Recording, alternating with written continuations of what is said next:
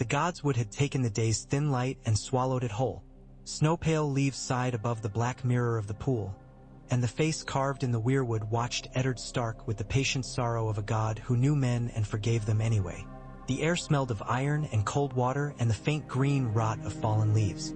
He had come here as a boy to steal quiet from his father's hall. He had come here as a man to ask what duty yet required of him. He came now because all his answers seemed to have turned to ash. "Sire." Maester Luwin stood at the edge of the clearing, robe hoisted to spare it the wet. He moved like a bird picking its way among reeds. "The king will expect your answer this evening." "He will have it," Ned said. He had been staring long enough for the god's tears to become his. He smelled the wet on his knuckles and could not blame it on the pool. "And Lisa's letter remains the same no matter how we turn it. Jon Arryn dead. The Lannisters named in her fear. A blanket of shadow. Fear clouds judgment," Luwin murmured. "But it is fear we must heed. When a woman runs to family, she has left all sense behind her or found the truth too sharp to bear." He touched the chain around his throat so the links chimed softly. "You are Lord of Winterfell. Your place is in the north." Ned finished it for him. The words fit his mouth like a prayer he had learned in childhood. "The king asks me for my life again, and I have given it too often." He thought of Robert, not as he had been in the great hall with his belly snug in velvet and his laugh like spilled ale, but the way he had been once. Lean as a spear, sweat-salted and grinning through blood, eyes bright as a wolf's on the trident. That Robert had kissed his cheeks and called him brother. That Robert had smashed Rhaegar Targaryen with a hammer and made a world where boys like them might live to old age. That Robert was buried deep in the man who had ridden north to demand new sacrifices. Luwin's eyes were kind and pragmatic both. "You mean to refuse him?" "I mean to keep my house whole when winter comes." Ned exhaled and watched his breath vanish into the damp. "He will take it as an insult. He might take it as treason. But I will not leave the north without its father. Not now. Not when a raven carries madness to us." Luwin tucked his hands into his sleeves. "There is another way. Send riders. Send eyes. Ser Roderick is steady. Jory is loyal. If there is rot at the heart of King's Landing, we might sniff it out without you. Little enough comfort." He could already hear Catelyn's voice. "My love, Robert is your king." He could hear the softer one beneath it that only he ever heard. "He is also the storm that will tear us apart. I will speak to him in the crypts. Let him look on Lioness Stone. Let him remember what promises cost." The king's torches made an orange mouth of the stair down into the earth. The crypt smelled of dust and stone and old cold, the sort that lived there permanently, a tenant no summer could evict. Robert was waiting halfway, leaning against a pillar with the awkward grace of a man who had forgotten he was once light. His beard shone with grease. He had been eating as always. When he saw Ned, joy flared in him, the odd child still alive in the massive body. "You took your time," Robert said, as if they were boys and he a groom impatient for his friend to mount. "I needed counsel." Ned gave none of the words the softness he would have afforded Catelyn. "I needed to ask forgiveness." "For what?" Robert frowned, then saw where Ned had brought him. At Lyanna's marble. His face softened into something almost decent. He studied the likeness, a girl forever on the edge of running, and reached to touch her cheek with fingers that had broken princes. "Gods, I was cruel to drag you down here." "You weren't cruel," Ned said. "You were faithful to the past. That is a kind of cruelty we both practice." He looked at her too. The sculptor had caught her mouth on the verge of speech, which was wrong. Lyanna would have laughed in the sculptor's face. "I cannot be your hand." The torches hissed. Somewhere water ran in stone. Robert drew in air as if Ned had struck him. "What?" The word came slow like a stupid man at sums. "Then the heat. 7 hells, Ned. I ride a bloody month to bring you the honor you deserve and you offer me a noose." Ned's voice stayed even because it had to. "I have read a letter that will not let me sleep. I have a boy in a bed who fell from a tower he should never have climbed. My wife reminds me the North has no love for the South. and I have a promise to your sister that burned my life to the wick. I cannot go." Robert's mouth worked. Rage was the easy door. Behind it, Ned saw the wound. "I need you. You need a man who will tell you truth," Ned answered. And for a moment the old battle brother stood in front of him. The one who could take a blow and change course. "Stannis will do it. He is hard as iron, but iron holds a blade." Robert barked a laugh that had no joy in it. Stannis will give me pages from his book and lectures about law until I hang myself from boredom. He has all the charm of a corpse. The lords will scatter like geese." "The lords can be gathered again," Ned said.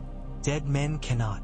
You will not have my bones in King's Landing with Lannisters smiling at them." For a heartbeat their eyes met and balanced. And in that poise the world could have tilted either way. Robert sighed all at once and looked older than the crypt. 7 hells. Always the stubborn one. Always your friend. Robert's anger returned, tempered by grief. "Fine. Keep your bloody snows and your sorry gods. I'll choke on Stannis if I must. He'll harry me about coin and ships until even Cersei seems sweet by comparison." He turned to Lyanna as if she might arbitrate. "You hear him? Your grave makes cowards of us all. She would have told you to listen." Ned took head the cold stone. "She always did." They parted with a clasp that said neither what it meant. Above ground the feast roared on. But that night the music sounded out of tune, and Robert drank until his eyes shone white and wet. Cersei laughed thinly and left early with her twin. Tyrion Lannister kept to the fireside with a cup and a stack of dry remarks for any who approached. The direwolves curled beneath the high table, dreaming of dark scents and blood. At dawn the boy who loved climbing climbed. The castle was a living thing when you clung to it. Stones breathed, windows blinked. The wind lifted you like a hand. Bran Stark counted his holds and let his weight shift from wall to wall, finding the places where the mason's trowel had left a pocket just big enough for fingers. The sky was hard blue, the tower's face a pale gray that made his palms gritty. He felt alive in the way only height gave him. He heard voices before he saw them. The window stood ajar, winter air wrestling with an inner warmth. Bran heard a woman say softly, almost a purr, "You shouldn't." He peered, as any boy would, because the privacy of adults is the bait every high place offers. Cersei Lannister stood with her hair loose, gold poured over her shoulders. Jaime was close enough to be breathing her breath. Their faces had the same bones. It made the intimacy look like a kind of blasphemy. The words they traded were not new to the world, but to Bran they were. He did not understand them and understood too much. When Jaime's eyes swung to the window, Bran's heart startled like a rabbit and jumped 2 beats ahead. They dragged him inside, a scarecrow of limbs, a tangle of fear and pride. Cersei's hand was very gentle on his arm. Jaime's was not. For a moment, pity and calculation warred in the lines of their faces. Jaime looked out at the dizzying drop, at the boy's hacked shag of brown hair and the stubborn cut of his mouth, so stark. "The things I do for love," he said, as if it were a jest he had told himself too often. Bran fell through the sky in silence. The air roared around him, and then the tower had his bones. After, Winterfell moved as if in a dream badly told. Catelyn did not weep where anyone might see. She sat beside her son and fed him stories with a voice that hushed even the ravens. Robb paced until his path wore thinner than he was. Rickon curled into the direwolf's ribs and sucked his thumb when he thought no one looked. Sansa stared a long time at a dress she had wanted to wear in King's Landing and did not touch it. Arya went to the yard and beat the posts until her arms trembled and the blisters burst. Ned walked the walls by night and spoke softly to the cold. The king wanted to take his court south at once, and Cersei more so. But the storm of the fall and the feast had thickened into a squall of snow, and even southerners do not argue with roads. They waited a week. Tyrion Lannister waited with amusement, fond of delay when it was not his. He found the boy Jon Snow by a wall torch that burned low and told him he liked that he looked at men's faces and not their names. "Bastard is a blunt word," Tyrion said. "It spares us the trouble of finer insults. Words don't cut like swords." Jon said, though he knew they did. Oh, they do. Tyrion grinned up at him. They blister and they rot. They spoke of the wall, and Tyrion's eyes lit with an odd, inward light at the thought of the edge of the world. A place where the game is smaller, he said, or too big for Lannisters to play well. We'll see. Jon went to the Godswood after and told the Weirwood he would ride to the wall. If you won't have me here, then let the world take me, he said. The tree's mouth only bled its red tears. The royal party left as soon as the weather admitted it, all bright color and bad temper moving south into clear blue. Joffrey looked up once at the empty tower where a boy had fallen and failed to imagine it. Cersei did not look at all. The king embraced Ned one last time and kissed Catelyn's hand with ceremony. Keep him where he belongs, Robert said of the north, low so only Ned could hear. Keep himself too. I will, Ned said, and let them go. The wolf dreams kept Bran alive. The boy did not stir. He lay under the firs like a ship under ice. By night Summer would put his head on the bed and watch the boy's breath rise. And by some mystery of beast heart and boy spirit, they walked together. Catelyn saw none of it. She sat and prayed to gods she had never trusted, because the silence was a blade and she had nothing else to hold. The cutthroat came on a night when the wind forgot Winterfell and left the rushes to their own quiet. He smelled of horse and old leather and the penny wine they sold to fools. He carried a knife too fine for his clothes, a curved blade that caught fire when lamplight kissed it, a hilt black as crow's eyes. He had done hard things all his life, and this seemed the least of them. Killing a boy who would never wake had no weight. He had a story about mercy he had told himself until he believed it. Catelyn woke because a thread in the silence snapped. She had slept across the bed, one hand in Bran's hair. When she saw the shadow and the flicker of metal, a remnant of Riverrun gave her strength enough to seize the blade. Flesh parted. Fingers bled. The man hissed. He was strong. She was a woman deadly with fear. They crashed together like river ice, pulled apart, found each other again. The knife's edge kissed Catelyn's throat and left a bead of blood as neat as a jewel. He would have had her then if the world were the world men wrote poems about. It was the world of wolves. Summer exploded, a gray-white answer to a question the man had not thought to ask. Teeth closed on the man's face. Bone gave way like crust. The howl that followed shook dust from rafters. He died choking on his own blood with a wolf muzzle buried in him. Roderick Castle came with boys behind him and high, sword naked. He saw the mess and swore a smith's oath he had not used in years. My lady, he said, and then at the knife. That is not a poacher's blade. It was not. It was Valyrian steel, patterned like water and shadow. The dragonbone hilt sat light as a dare in Catelyn's palm. Send for Luwin, she said. Send for Nederst. By morning, her voice had changes in it. She was a Tully again. She sat upright with her bandaged hands folded like a petition and told her husband what she would do. This was no accident, she said. Someone sent that man with this. Littlefinger will know the hands knives passed through. He was a boy with us once. He was fond. The word cost her. Ned glanced at the window and saw the sky the color of iron. Then go, he said. Take Roderick. Take the knife. Learn what you can. He paused because what came next was the thing that made the North what it was. And take care. King's Landing eats people who believe in the right of things. Catelyn kissed Bran on the brow, kissed Rickon on the mop of hair that always smelled faintly of smoke, kissed Sansa and Arya and bid them be kind to each other, which meant Arya rolled her eyes and Sansa cried quietly once the door shut. She kissed Ned last, and that kiss was a letter sealed in red wax. I go because we are us. Then she and Roderick turned their horses' noses south. Far away on the river island of a city, Stannis Baratheon said yes, like he always did when the right thing was the unpleasant thing. He took the hand's chain with an air of a man accepting a sentence. He slept better than expected because his mind was busy. In the morning he began to read the kingdom like a text he had not been taught properly. Lineages and histories, coin ledgers and lists of ships. He bled Pycelle for information and watched the old man ooze oily truth and errors together. He went down to the street of steel and looked at boys with black hair and blue eyes who had never seen a stag and saw Robert staring back, easy and unguarded, in face after face. He spoke to a smith about a helm with a stag's head, and the man told him he had made one for a boy, and Stannis went colder than Dragonstone at night. Renly watched all this with a pretty contempt he did not bother to hide.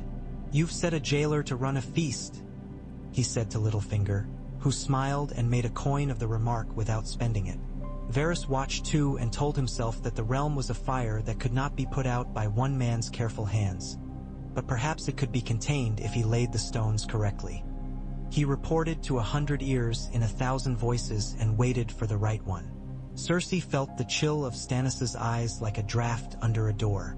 She began to speak to Lancel at dinner with a new sweetness, and the boy's throat flushed with the effort of swallowing wine and service both. Jaime told jokes more often, as if words could keep walls from closing. Robert hunted. It made the court quieter for a day at least.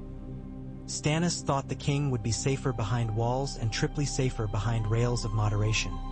But every word he pushed at his brother bent and bounced off the man's hearty self-confidence.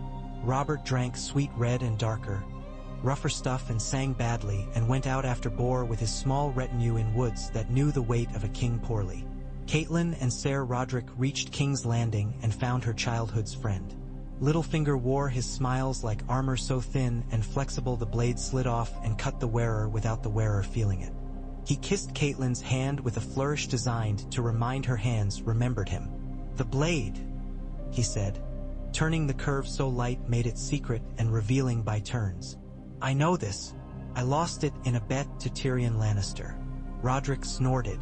"A man with a dwarf's name makes for a convenient foe." "I lost it to the dwarf," Littlefinger said, all innocence. "Another man made the wager, but the dwarf took the winnings." His eyes flicked up to meet Catelyn's. "It grieves me, Cat, truly does. To think the Lannisters would." "Do not think for me," Catelyn said coldly, and he bowed with a hurt look he had practiced. Varys slid into her path as if they had been walking toward each other for years. He smelled faintly of powder and lavender. He took her hand very gently and called her "My Lady of Winterfell," with a softness that told her he had known she was coming. "I worry for the realm," he breathed. "I worry for your lord husband. I worry for this blade. I fear so many things." She left both men and rode for home at once, the knife snug against her heart and her fear riding pillion. At the inn where three roads met, rain drummed on slate roofs and men played at dice with the passion they reserved for tossing away lives. Tyrion Lannister was there by chance, though chance has a way of keeping appointment with men like him. He saw the lady, saw the face, saw the way the little room changed when her name walked into it. He lifted his cup and smiled without malice. The moment and the room changed again when Catelyn stood and called on old guest-right and older loyalties and named the banners on the walls. "By the old gods and the new," she said, "I charge you to help me seize the man who conspired in murder." She pointed at Tyrion. The rain outside sounded like applause. Tyrion's smile did not slip, but something behind it sank. "For a man who loses as many wagers as I, the world is a hazard. What murder would that be?" She showed him the knife. He was not a good enough mummer to hide surprise. "Well," he said, "that is interesting." The swords came out. Tyrion raised his hands and counted faces and exits and settled for the wisdom of a man who knew when one battle lost saved three that mattered. "It seems I go east whether I will or no. At least the road is scenic." He bowed. He kept his head attached to his shoulders by inches and luck. Word of his capture galloped on the wind. Reached Casterly Rock as a whisper that became a shout. It reached Tywin Lannister inside a crimson pavilion where the maps were forever. He did not throw anything. He did not curse. He called Ser Gregor Clegane to him and spoke in a voice as bland as tea. The villages of the Riverlands began to smoke. Stannis received 2 pieces of news within a day. One said that the Lannisters were raising the West in anger. Another said that a boar had gutted a king. The first he had expected. The second made his heart go small and hard as a pebble in a shoe. He went to Robert's bedside and found the man propped up against pillows, laughing weakly at some jest Renly had made. His chest rapt and his breath sweet with the sour courage of poppy. Lancel stood by the wine flagon, pale as milk. Cersei stood with one hand on Joffrey's shoulder, a picture of solicitous motherhood, and her eyes could have cut glass. "Brother," Robert said, and coughed until the sheet spotted. "Did I not tell you the hunt would kill me? It'll be a jest for the small folk. Sing for me, bard. Sing of the king who died trying to be a boy again." Stannis ignored Renly's look, pleading for levity. "You must set your house in order," he said. "Name a protector of the realm." Robert waved a hand. "You. If it must be a jailer, let it be the one with my blood. Gods, you're a hard man to love." He grinned like a skull. "But I do." Stannis had the words written. Robert pressed a smear of charcoal where a signature should be. Cersei watched it all with an expression that promised nothing and everything. "A mother looks to her children," she said later, private, her tone sweet-cold as apples iced in a barrel. "You look to your law. I look to the realm," Stannis said. "Such a small thing," she said and smiled. Robert died before dawn, his breath counting down toward silence. Silence came. The city woke to bells. The court woke to knives. Stannis did not wait to learn how many. He had Davos Seaworth at his shoulder before the sun ate the last of the dawn. A lean man with a quiet humility and a strong smell of salt, quick to listen, quicker to see. "They'll move against you," Davos said, and Stannis nodded because it was what he would have done. They went down the river by night. When the Queen's men came to his rooms with velvet words and iron underneath, they found 2 beds still warm and empty. Cersei burned the parchment naming Stannis protector in a brazier and watched it curl into black lace. Joffrey sat the Iron Throne with his feet not quite touching the floor, his sword across his lap because he liked the weight. The small council bent like reeds and thought of storms and which way might be safest to lean. Littlefinger said something droll. Pycelle nodded until his beard blurred. Varys pursed his lips. Renly was gone, riding for Highgarden and a crown that might be easier to wear. The city remembered how to fear. In Winterfell, the ravens brought grief and a choice. Ned stood in the hall with Catelyn's hands bandaged and Rob's eyes bright with the wrong sort of light and the murmur of bannermen gathering like the hum before bees swarm. He looked at the boy who had fallen and slept on, looked at the girls who were not in danger in King's Landing because he had refused to send them, looked at the North as if it were a living thing that required feeding. "King Robert is dead," he said aloud, as if to test whether breath could carry the truth without breaking. "His brother Stannis has the better claim by law. The Lannisters have Jaime and Cersei and a boy on a chair. They have our friend Tyrion in our sister's hands. They are burning the Riverlands because my lady took the dwarf in fear and wisdom both. Tywin Lannister will not stop. Stannis will not stop either." Robb stood very straight. "Give the word," he said. "Call the banners." "The banners will come," Ned said. "If I call, men will bleed. If I do not, our kin will burn. This is the choice kings make, and I am not a king." He led a breath toward a thing he did not say. "We ride south to Riverrun. We put our strength where our blood runs. We keep the neck and the moat in mind. And we send word to Dragonstone. To Stannis." Catelyn's voice was quiet. "He is the rightful king." Ned's tone made the words a stone and cast it into a pond. "He has my support if he swears to guard the realm's peace and to keep his hands off our north beyond what is owed. If he cannot bend to reason, the North will remember how to stand alone." "Reason," Catelyn said, with that Tully dryness that had kept him from drowning years ago. "In King's Landing they've forgotten the word's taste." "We are not in King's Landing," Ned said. "We are in the North." The ravens flew. The banners came. The winter town outside Winterfell became a forest of color. Mermen and flayed men, spears on green, bears black as pits, sunbursts and bats, and a dozen wolf-shed pennons whiter than snow. The Great John roared and called Robb boy, until Grey Wind's teeth took 2 fingers and gave him a new respect to wear like a ring. Roose Bolton smiled thinly where smiles went to die. The Manderleys sent knights fat and faithful. The small lords with names the South had forgotten arrived with iron swords and stories about wolves that came when a man was most lost. Ned watched and saw a machine assembling itself from pride and hunger. He chose his levers carefully. He left Maester Luwin with Bran and Sansa and Rickon and a company of men who would kill wolves before they let harm close to the boys. Sansa wept into his doublet in the yard because she was still young enough for salt to cure nothing and old enough to know it. Arya hugged him as if he were a mast and she a sailor. "Keep your needle sharp," he told her. And she flashed him a grin in which Lyanna's mouth lived again.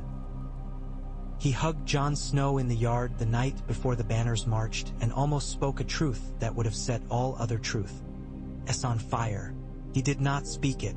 He put his hand on the boy's head and said duty, because he had nothing else. They crossed the neck like a knife goes through a joint with care. The crannogmen watched them with eyes like frogs and disappeared into green. The Moat Cailin rose out of the fawn a ruin that remembered it had once decided wars by itself. Ned left men in the choke of the causeway and rode on. The air grew warmer and the smell of leaf mold gave way to river water and the tang of smoke that was not hearthfire. Riverrun was a wounded fish taking sunlight in 1,000 silver cuts. Villages flattened like loaves under a careless hand dotted the road. Brown-eyed girls watched from blackened doorways with faces older than their grandmothers. Men in crimson and lion embroidered on their breasts rode with hard cheer and burned while they laughed. Brynden Tully met Ned under a battered banner with the trout torn near in half. The blackfish's eyes had the cold sheen of polished stone. "About bloody time," he said, but his clasp took Ned's forearm in bone-crushing relief. "Your lady is in the Eyrie. Your nephew is a boy. Your brother is stubborn as a trout out of water and twice as foolish, which is to say alive when last he was seen. The West burns us with one hand and pretends he is cooking with the other. You've brought numbers I can use." "I've brought a North," Ned said. They sat in a tent that smelled of leather and damp and looked at the table where Brynden had placed stones for armies. Jaime Lannister's host lay to the west like a lion at ease by a river, sleek and dangerous. Tywin's larger force swelled near the Golden Tooth, the road out of the West's belly button. With Tyrion stolen and returned now freed by Lysa's Moondor justice of chance. Bronze Sword had sung truer than Ser Vardy's Aegeans. Tywin had a son and a grievance to spare.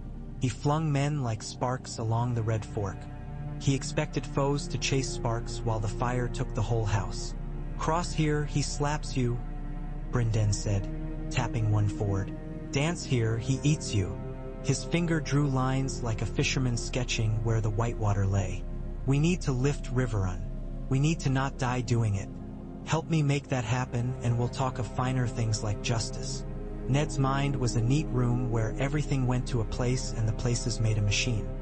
He listened to the Blackfish, listened to the Greyjohn's hot insistence, listened to Roose Bolton's cold insinuations, and then asked Jory what he saw because Jory saw like a man on the ground and Ned had learned that's where men died.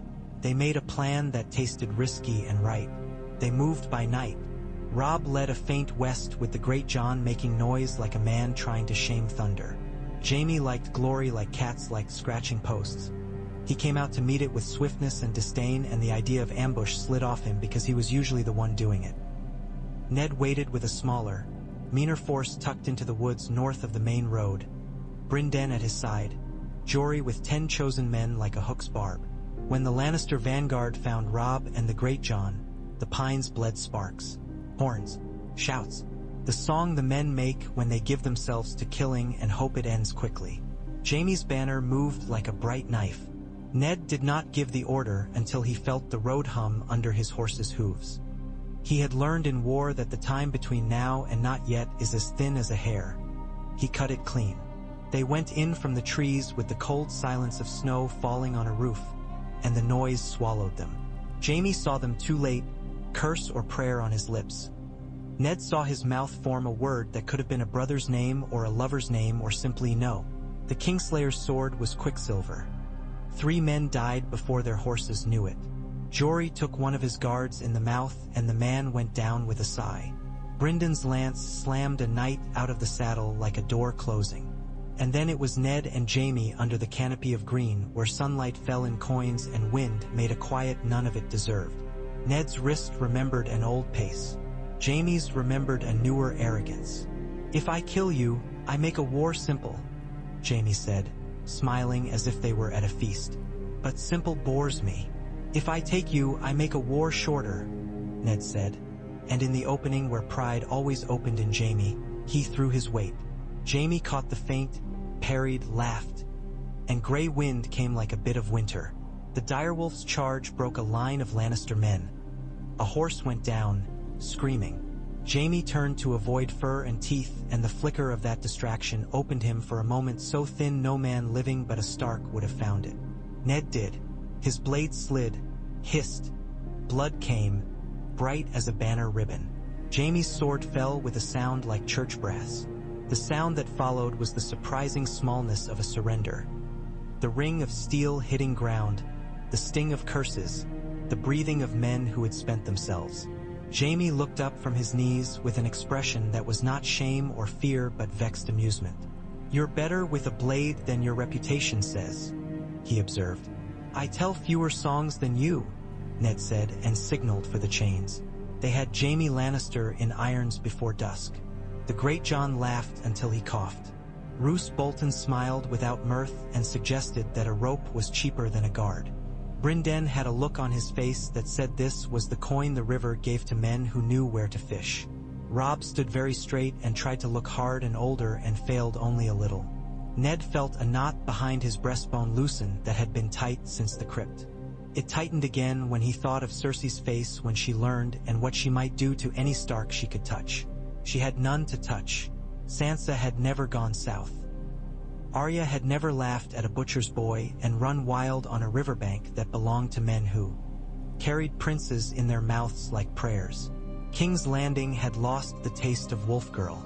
Instead, Cersei took Lancel nearer the fire and warmed herself on his pliancy.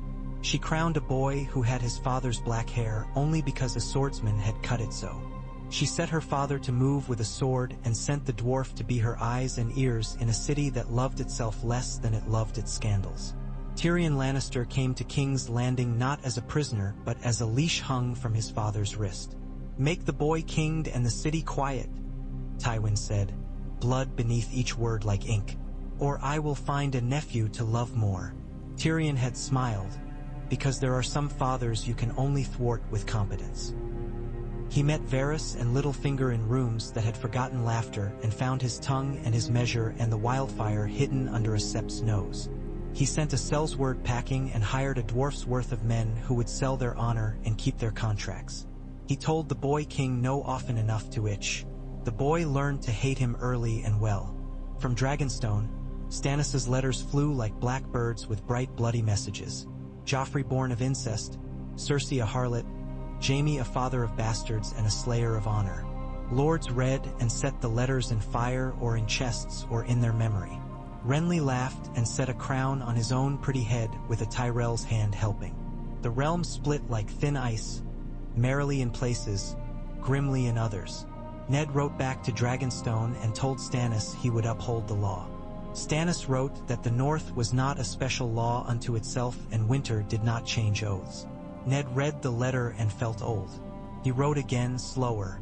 "I will not sit my dogs on your throat, Lord Stannis." He wrote without poetry. "I will lend my men to break the Lannister hold on the court and to see rightful rule on the throne. After, the North will have its winter, and we will speak as men who do not lie to each other." The raven went and came again with a reply as bloodless and stubborn as its writer. It was not a promise. It was not refusal. It was Stannis. In the Vale, Lisa Arryn clutched her boy to her bosom and hissed at any raven that came near the Ares sky cells. The mountains kept their silence. The river below ran on with secrets it could not speak. Catelyn looked out over the world she never meant to cross again and felt the folly of every choice and its bitter necessity. She did not weep. She did not think she remembered how. In the North, Bran dreamed of running with a wolf in the woods. Bright joy, deep hunger, clean air. His body lay still and grew thinner. Sansa went to the Godswood and found no words, but sometimes she sang softly and the weirwood did not crack in disdain. Arya found a new teacher in a guardsman who had no name for what he knew but knew how to make a stick hurt. Jon Snow stood on a wall of ancient ice and looked into a night so clear it was brittle and heard, far off, a horn that did not belong to men. Ghost sat beside him like a red-eyed piece of the night come loose. "Listen," Jon said, as if the wolf might tell him whether he had heard anything at all. Above the black water of Blackwater Bay, a red woman stood with her hands lifted to a sky that burned itself clean and called down fires that existed only in the minds of men until they did not. Stannis Baratheon watched the way her shadow moved in torchlight and told himself that truth and law might wear strange clothes in dire days. Davos watched too and said nothing because his hand had been made smaller once by the man he served and grown back larger by the same man's stubborn mercy. He lit no fire he could not put out. At the crossroads east of Riverrun, Ned received a knight from the Reach with a banner heavy with summer. The man delivered Renly's pretty promise. A peace to be had if only the law looked handsomer in green and gold. Ned sent him away with a meal and courtesy and no change of heart. A realm where boys make themselves kings because they are loved would be sweet, he told Brynden later. And poison. Brynden grunted and spat. They moved south like a man peeling skin from a fruit, slow and careful, avoiding the places where Tywin's teeth were sharp. Into the west's fat they could not go without being consumed. Back toward King's Landing lay a city that would close its gate to a Stark host and call it courtesy. East were mountains of men who did not wish to be part of anyone's plan. North was home. They did not turn north. They went where their banners and their need pulled them, to the river that ran redder with each crossing. News rode faster than horses when a realm breaks. They heard that Renly had gathered half the south to him, banners blooming like a field of summer. They heard that Joffrey had men's tongues removed for speaking freely and heads for speaking indoors. They heard that Stannis had put to sea. They heard that the Lord of Light burned kings in effigy on Dragonstone's beach. Tyrion heard that Jaime had been taken, and the news sat in his belly like a cold stone and warmed him.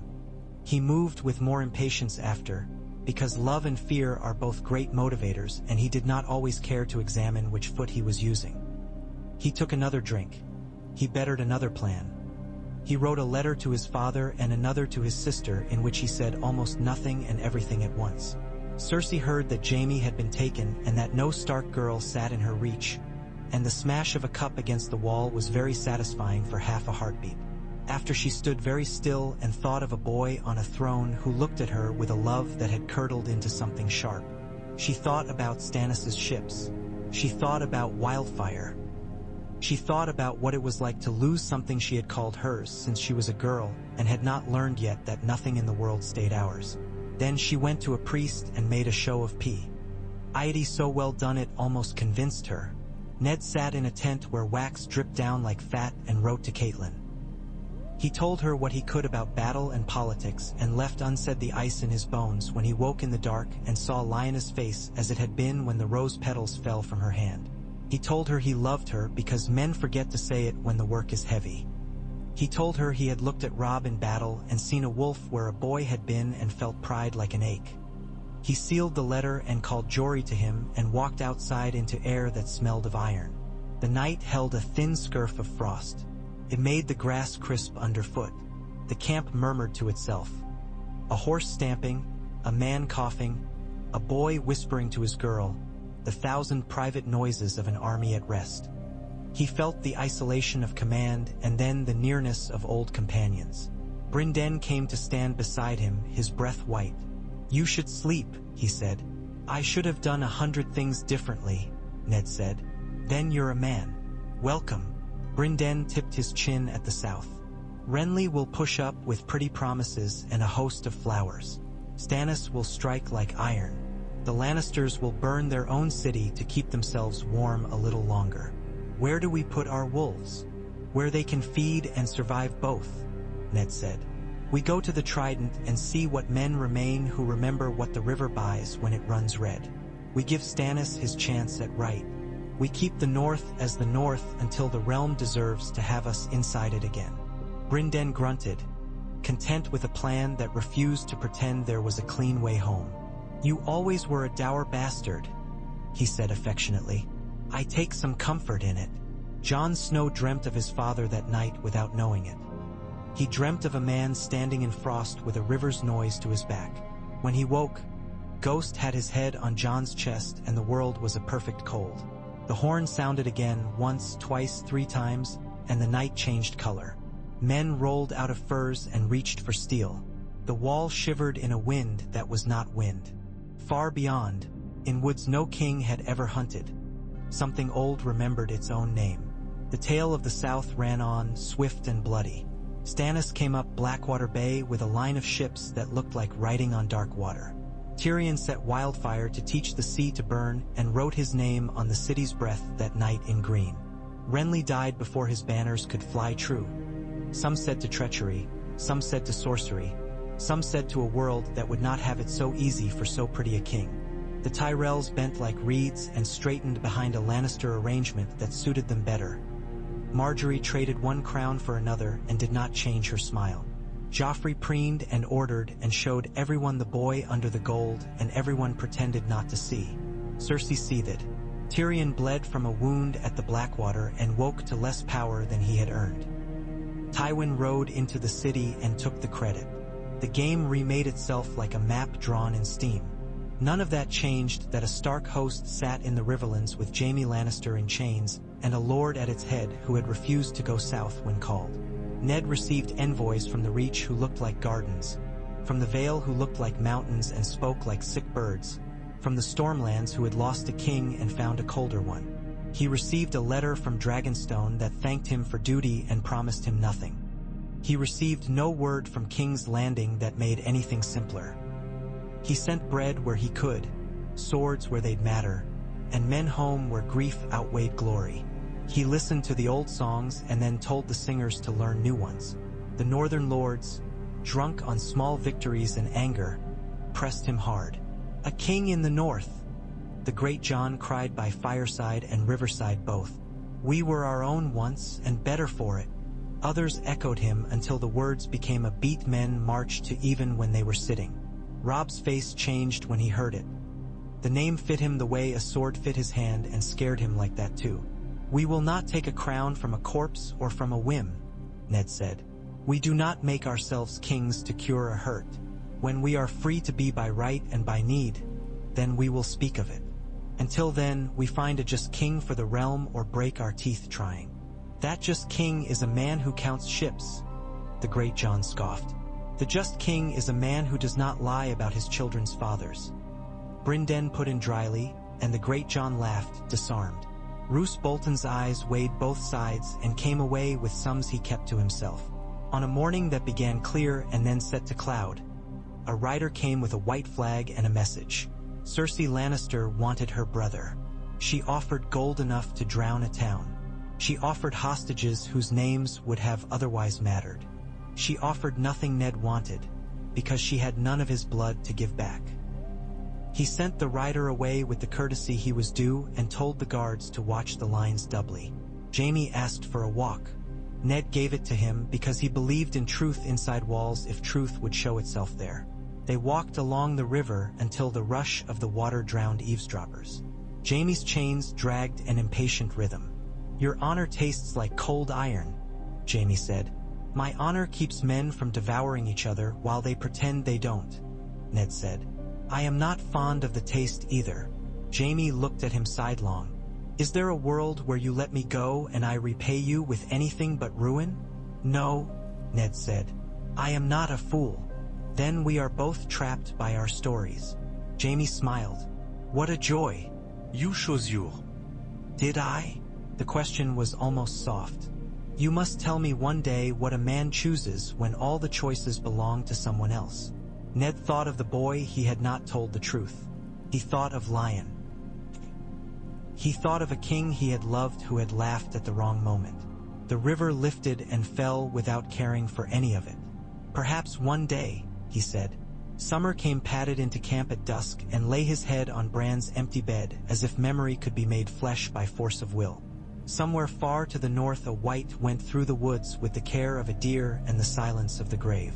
The number of fires in the world remained the same and yet men felt colder.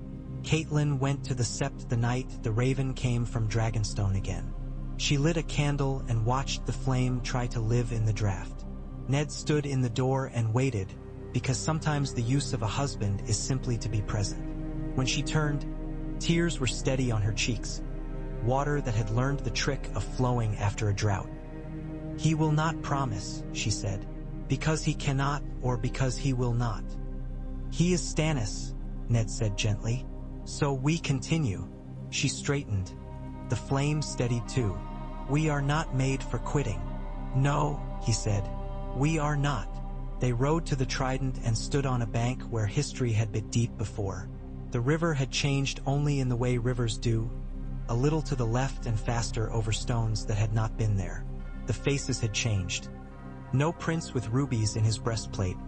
No king with a hammer riding down with a song like a roar. Men still bled the same color. The sky looked down without preference. If the gods watched, they said nothing that men could hear. If fate had a ledger, this was another line filled. A boy spared a city. A man spared a noose. A woman spared a daughter's absence. A realm spared a clean ending.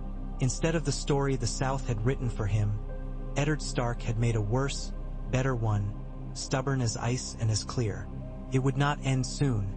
It would not end clean. It would go on.